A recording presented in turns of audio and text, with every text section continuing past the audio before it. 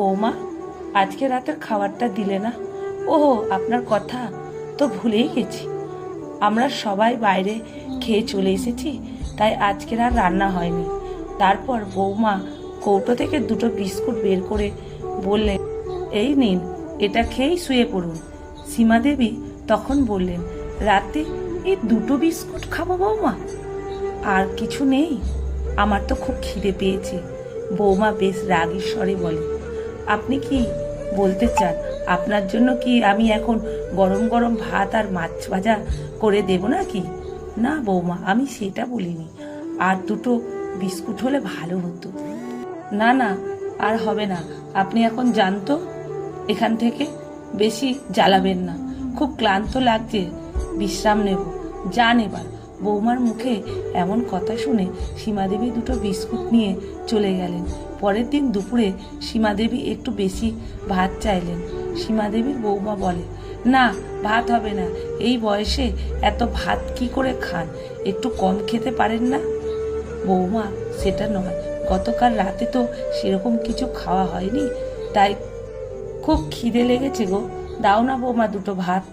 বৌমা খানিকটা রেগে এক মুঠো ভাত সীমাদেবীর পাতে দিয়ে যায়, আর ভাব এমন করছে যেন যেন তার সর্বস্ব চলে গেল। এরপর সীমাদেবী বৌমার প্রায় সীমাদেবীর সঙ্গে খারাপ ব্যবহার করে, এমনকি মাঝে মাঝে দুটো খাওয়ার জন্য তাকে অনেক কথা শুনতে হয়। ছেলে ও বৌমাকে কিছু বলে না। এরপর একদিন সীমাদেবী তার ছেলে বৌমাকে ডেকে বলেন, তোমাদের আমাকে দেখাশুনো করতে, আমাকে খাওয়ার দিতে প্রচুর কষ্ট হচ্ছে, বুঝতে পারছি।